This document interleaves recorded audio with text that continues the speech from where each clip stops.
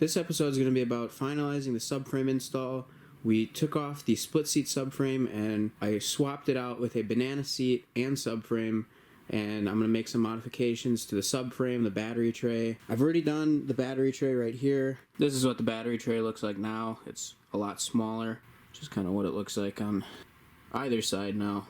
I'll probably trim these two tabs right here as well because the ECU can slide back a little more. It kind of just gets in the way of the wire, so I'll probably take those off. I cut off all the extra stuff on this edge, and then I shortened it to have it kind of stop right about here because the subframe, I'm going to chop right here 2.5 inches off the end of that, and then this ECU mount has to go too because I can still have it sit on top of the battery and the seat goes right over it, no problem. So I don't need this to be here and to accidentally catch my leg on it or something, so I'm going to get rid of that. And then I'm going to grind on these welds on both sides to be able to slip the 1 o'clock plate on. We'll mount the rectifier onto the subframe in this spot, just where the old one was, and then do a couple extra seat modifications to really lock in the seat here. I have the seat latch, and then we will put some screws through here into the seat as well, just to make sure it's not going to go anywhere at all. I chopped the subframe off a couple inches so it's kind of flush with this guy right here, and then I took the old ECU mount off. I thought I was going to need to use like an angle grinder to get it off, but the aluminum's soft enough that you could just Dremel like the seams of the welds, and then I was just able to pry it off and the welds cracked and it came off. I don't know if that's the right way, but it worked for me. All I did was take a flat disc angle grinder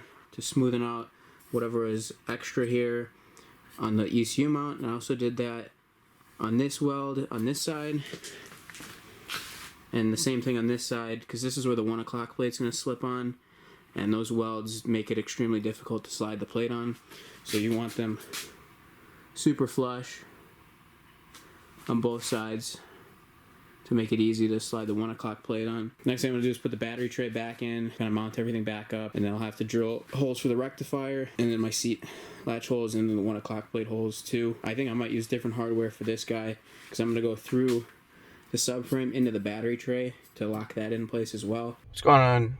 I got the call yesterday that the F4i seat was done, so it's about 8:30 in the morning on Thursday, and we're right outside Bella's Seats, so we're going to go in there and pick up the new seat. Just got the seat back. I'll give you a little better view once I'm back home. It looks great, feels great.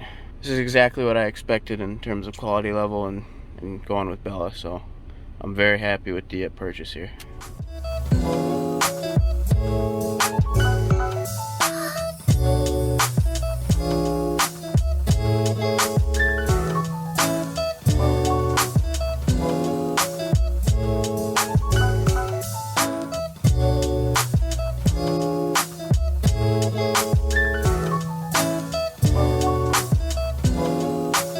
This is the final product for the banana subframe and seat swap. We got the Bella Stunt Seats F4i banana seat done. I remounted the rectifier onto the side here just like the 01 to 03 subframe is. I mounted the 1 o'clock plate as well, and to do that I had to cut down the subframe as well, maybe like 2.5 inches.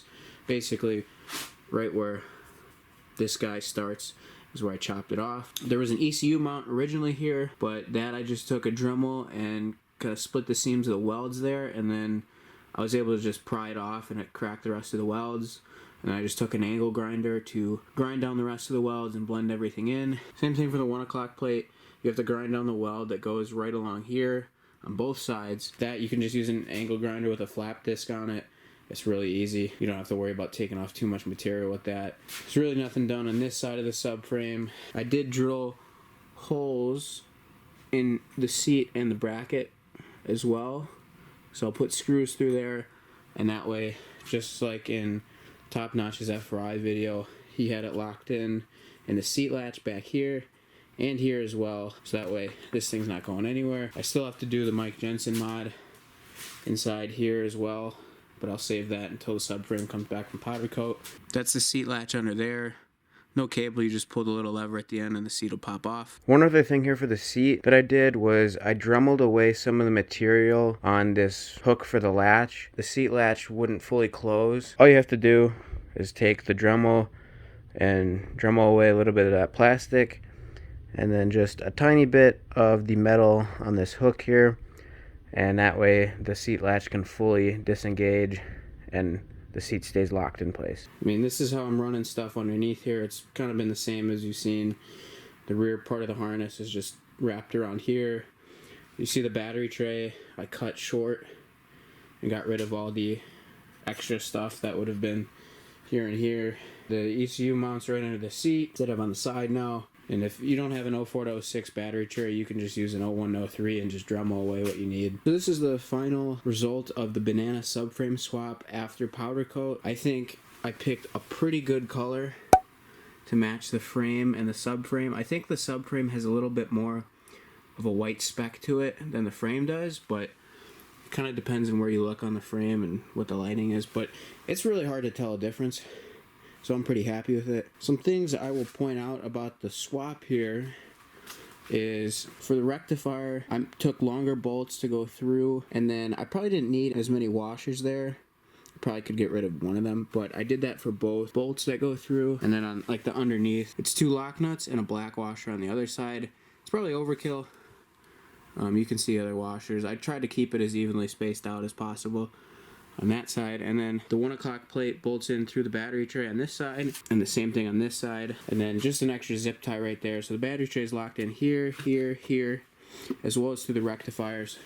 So that's not going anywhere. This wiring, I'm probably gonna just do some like double-sided Velcro to hold it in place, but I'll determine that once the tank's back and the seat goes back on. I can really see where everything lines up and if anything's gonna get crushed or something like that. I did powder coat the heel guards and the levers to match the subframe as well on both sides.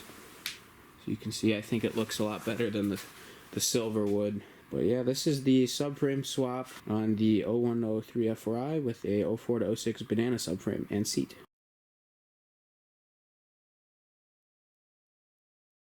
Hardest stash in the carpet. Yeah, we trapping out apartments. I ain't done what you